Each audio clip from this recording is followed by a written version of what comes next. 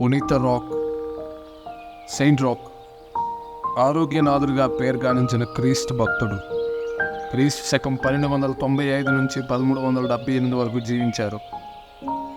పునీత రాక్ గారిని రోక్కా అని కూడా పిలుస్తారు. వారి సేవలను బట్టి ఆరోగ్యనాథుల వారిని అంటారు. వీరు ఫ్రాన్స్ దేశంలోని మోంట్ పెలియర్ పట్టణంలో జన్మించినట్లు చెప్పబడింది. ధనవంతులైన స్థానిక గవర్నర్ గారి గారాలు బట్టిగా క్రీస్తు శకం 1295లో పుట్టారు. భక్తి సంపన్నుడుగా పెరిగారు. వారికి తమ 20వ ఏట తల్లిదండ్రులు పోగొట్టుకున్నారు. దాంతో వారిలో విరక్తి స్వభావం రెట్టింపైంది. పవిత్ర రోమ్ నగరంకు యాత్రకు వెళ్లాలని నిశ్చయించుకుని అక్కడికి వెళ్లారు. ఆ రోజుల్లో ప్లేగ్ అనబడే అంటువ్యాధి మహమ్మారిలా విస్తరించి ఇటలీలో ఆహాకారాలు చేయించింది. గొప్ప జాలిగుండె గల రాక్ గారు వచ్చిన పని పరిత్యజించి ప్లేగ్ అనబడు కలరా అంటువ్యాధిగ్రస్తులకు సేవ చేయడం మొదలుపెట్టారు. కానీ వారికి కూడా ప్లేగు వ్యాధి తగులుకుంది. అప్పుడు వారు పియాసెంజా పట్టణంలో ఉన్నారు. వారు తన ప్రార్థనా బలంతో పుంజుకుని ఆరోగ్యవంతులయ్యారు. దేవుడు వారికి స్వస్థత వరం అనుగ్రహించి ఉండటాన వారు ఏ వ్యాధిగ్రస్తుడినైనా తాకి యేసుక్రీస్తునాథుని పేరిట స్లీవ గుర్తు వేసి స్వస్థతావచనం చెప్పినప్పుడు ఆ రోగికి పట్టిన ప్లేగు వ్యాధి మటుమాయమైపోయేది.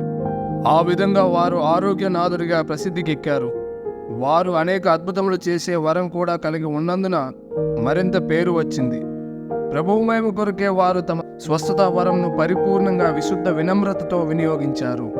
చాలా రోజులు ఇలా వ్యాధిగ్రస్తులకు తన అద్భుత సేవలను అందించి తిరిగి స్వగ్రామం మోంట్ పెలియర్కు చేరుకున్నారు. అయితే స్థానిక గవర్నర్ రాక్ గారిని అనుమానించి ఏదో యాత్ర పేరిట ముసుగులో వచ్చిన వేగువాడు అని, తమ దేశ రహస్యాల పొరుగు దేశాలకు అందింపవచ్చిన చారుడు అని తలంచారు. వారిని చెరసాలలో వేయించాడు. 5 సంవత్సరాలు రాక్ గారు కారాగారంలోనే మ్రగ్గిపోయారు. కేవలం ప్రార్థనలు, ఉపవాసాలతో జైలు జీవితం గడిపారు. పెరిగిన గడ్డం, మాసిన జుట్టు, చిరిగిన వస్త్రాలతో ఒక బికారిలా దిక్కులేని వానిలా పడి ఉన్నారు. అనంతరం వారు క్రీస్తు శకం 1378లోనే కటకటాల మధ్యనే మరణించారు. పునీత రోక్కో గారు మరణించిన వెంటనే పంచనామా జరిగింది.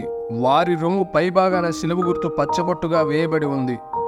ఇతర గుర్తుల మూలంగా వారు గతించిన గవర్నర్ గారి సుపుత్రుడని ధ్రువపడింది. ప్రస్తుతం గవర్నర్ పనిచేస్తూ రాక్ గారిని జైలు పాలు చేసింది స్వయంగా తన పినతండ్రి లేక మేనమామ గారే.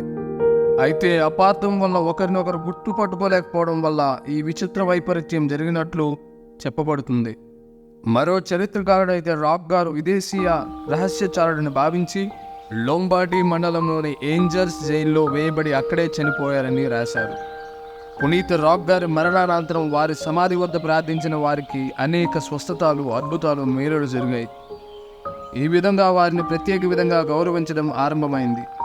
వారి మధ్యవర్తిత్వాన్ని వేడుకున్నప్పుడు ప్లేగు మరియు ఇతర అంటువ్యాధులు సమసిపోయినట్లు ప్రత్యేకంగా భక్తులు సాక్ష్యమిచ్చారు. ఇటలీలో వీరిని రొక్కా అనియో, స్పెయిన్లో రోక్ అనియో అంటారు.